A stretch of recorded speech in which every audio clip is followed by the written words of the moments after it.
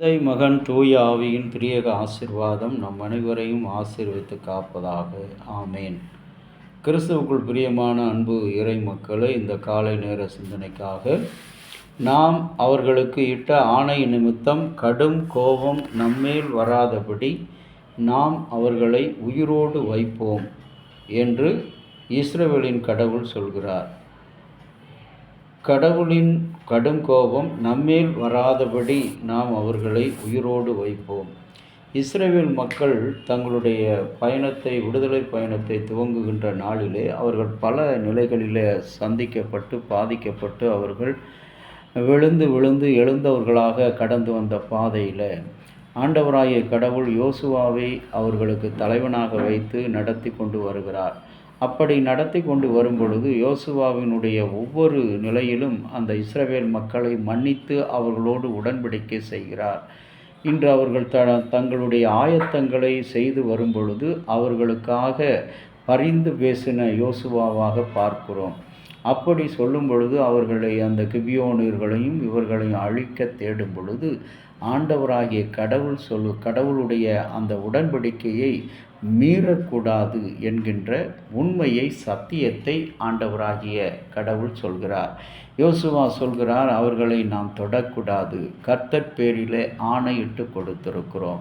இன்றைக்கும் அன்புக்குரிய இறை மக்களே, இந்த யோசுவா போல கடவுளுடைய ஊழியக்காரர்கள் இன்றைக்கு யாருக்கு நாம் சமாதான உடன்படிக்கை செய்து கொடுத்திருக்கிறோம், யாருக்கு உன்னை காப்பேன் என்று உடன்படிக்கை செய்து கொடுத்திருக்கிறோம், எப்படி நான் இந்த திருச்சபைக்கு நித்தியமாக நிழலாக உண்மையாக சாட்சியாக நான் இருப்பேன், ஏழைகளையும் எளியவர்களையும் நான் நேசிப்பேன், ஏழைகளையும் எளியவர்களையும் நான் காப்பேன்.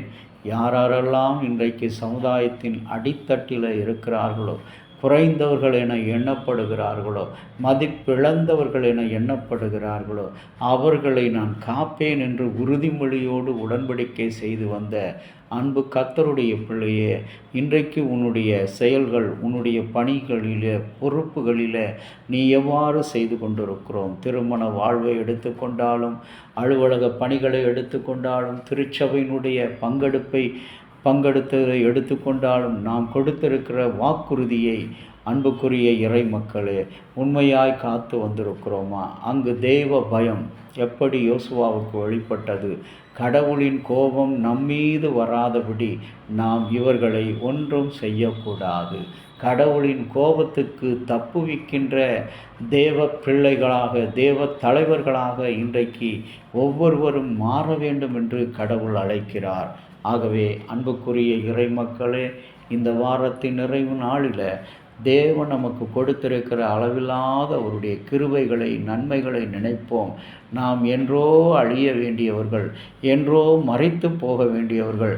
நம்முடைய பாவத்துக்கும், நம்முடைய பொறாமைக்கும், நம்முடைய பேராசைக்கும், நம்முடைய விட்டு கொடுக்காத தன்மைக்கும் நாம் இந்த நாள் வரை நிலைத்திருக்கிறோம் என்று சொன்னால் அது கடவுளின் சுத்த கிருபை. அவர் நம்மோடு செய்து கொண்ட கிருபையின் உடன்படிக்கை, அன்பின் உடன்படிக்கை, பாதுகாப்பின் உடன்படிக்கை. அதன் மூலமாக உங்களையும் என்னை காத்து வருகிறார். இந்த சிந்தனைகளோடு நாம் கடவுளுடைய சமூகத்தில் நம்மை அர்ப்பணிப்போம். ஆண்டவர் நம்மை ஆசீர்வதித்து காப்பாராக. ஆமேன். ஜெபம் செய்வோம். நேற்றும் இன்றும் என்றும் மாறாத எங்கள் நல்ல தகப்பனே, உம்முடைய இரக்கத்திற்காக நன்றி, உம்முடைய கிருபைகளுக்காக நன்றி, உம்முடைய அன்பிற்காக நன்றி, உம்முடைய பாதுகாப்புக்காக நன்றி. இந்த நாளில் உம்மை துதிப்பதும், உம்மை நோக்கி தியானிப்பதும், உம்முடைய சன்னிதானத்தில் காலையில் உம்முடைய வார்த்தைகளை சிந்திப்பதும் எங்களுக்கு கொடுத்த கிருபை. இன்றைக்கு கடவுளின் கோபம் எங்கள் மீது சுமரக்கூடாது, வரக்கூடாது என்ற தெய்வ பயத்தோடு எங்களுடைய குடும்பத்தில், எங்களுடைய பணிகளில், எங்களுடைய தலைமைத்துவ பணியில் நாங்கள் உதாரணம் உள்ளவர்களாக, குணமுள்ளவர்களாக, எடுத்துக்காட்டு உள்ள தலைவர்களாக, எடுத்துக்காட்டு உள்ள விசுவாசிகளாக நாங்கள் ஜீவிய காலமெல்லாம் ஜீவிக்க எங்களுக்கு உதவி செய்யும். எங்களுக்கு நீர் தந்திருக்கிற அந்த அருள் வாழ்வை, உடன்படிக்கையின் வாழ்வை நாங்கள் எந்நாளும் கை கொண்டு வாழ உம்முடைய திரியேக தேவனாகிய இயேசு கிறிஸ்துவின் நாமத்தில் வேண்டுகிறோம் நல்ல பிதாவே. ஆமேன். தந்தையாகிய கடவுளின் அன்பும் மைந்தராகிய இயேசுனுடைய அருளும் பரிசுத்த ஆவியினுடைய நல்ல ஒரு பாதுகாப்பு உங்கள் அனைவரோடு இருப்பதாக. ஆமேன்.